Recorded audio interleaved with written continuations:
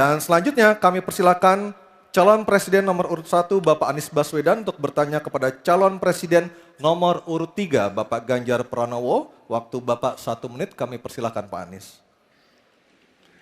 Terima kasih Pak Ganjar. Pertanyaan ini terkait dengan kinerja Kementerian Pertahanan. Ketika tadi kita bahas sama-sama situasi pertahanan kita, Bapak tadi membahas tentang bagaimana belanja alutsista, bagaimana rencana tentang minimum force itu bisa dicapai dan lain-lain. Bapak melakukan review itu. Nah, di sisi lain Bapak juga waktu itu pernah memberikan penilaian atas kinerja penegakan hukum di Indonesia. Bapak beri skor 5 atas kinerja hukum di Indonesia. Pertanyaannya sekarang terkait dengan pertahanan, berapa skor yang Bapak berikan atas kinerja Kementerian Pertahanan yang dipimpin oleh Bapak Prabowo? Silakan Pak Ganjar. Baik, masih ada waktunya Pak Anies? Cukup Pak Anies? Cukup. Baik, langsung saja kami persilakan Pak Ganjar untuk menjawab pertanyaan dari Pak Anies. Waktu Bapak 2 menit dimulai ketika berbicara, silakan. 5 juga. Saya punya datanya dan kemudian akan saya sampaikan. Maka di meja saya sudah saya siapkan data satu persatu. Namun demikian Mas Anies, tentu saja ada yang ingin saya sampaikan dari apa yang tadi sudah saya utarakan. Ketika kemudian kita ingin membangun sistem pertahanan kita, maka dalam perencanaan kita tidak boleh gonta-ganti. Kita mesti ajak, mesti konsisten. Kedua, kita mesti mendengarkan betul-betul dari seluruh matra. Maka seluruh proses perencanaannya harus bottom up. Sehingga saya ketemu dengan seseorang berpangkat cukup tinggi, Pak, kalau Bapak kasih persenjataan kepada saya yang tidak saya butuhkan, sudah saya siapkan museum untuk saya taruh di sana. Situasi seperti ini tentu tidak mengenakan. Tapi ini harus kita buka apapun kondisinya untuk perbaikan bangsa. Kritik, otokritik itu menyehatkan. Tidak ada kok rasa dengki di hati saya. Yang ada adalah bagaimana rasa cinta tanah air ini mesti kita wujudkan.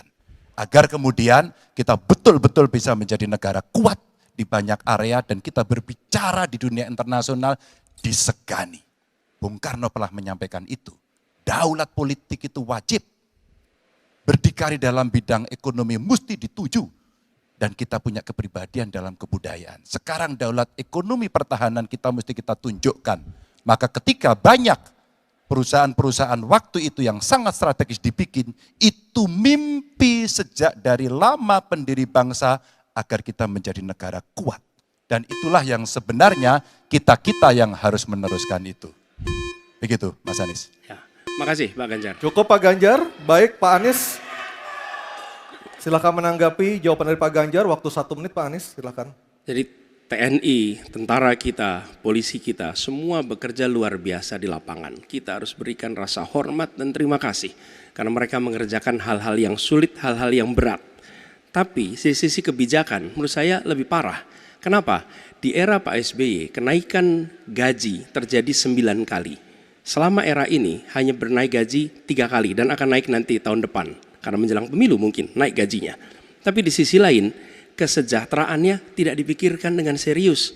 Tukin hanya 80%. Lihat Kementerian Keuangan, lihat Kementerian PUPR. Menteri-menterinya mengusahakan peningkatan tukin di mereka. Lalu kita lihat tadi alutsista yang bekas, yang itu resikonya adalah keselamatan dari TNI kita.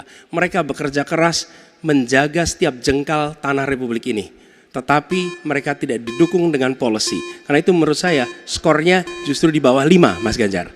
Kalau 5 itu ketinggian Pak Ganjar. Terima kasih Pak Ganjar. Baik, waktu habis Pak Anies. Pak Ganjar silakan jawab pertanyaan dari Pak Anies. Waktu Bapak 1 menit. Silakan Pak Ganjar. Mas Anies gak usah takut. Disebut aja angkanya berapa gitu loh. Kayak saya gitu loh. Jangan di bawah 5, sebut aja berapa. 11 Mas, dari 100. Oke. Ini sedikit ngajari kendel Mas Anies biar berani. Download Tribun X sekarang. Menghadirkan lokal menjadi Indonesia.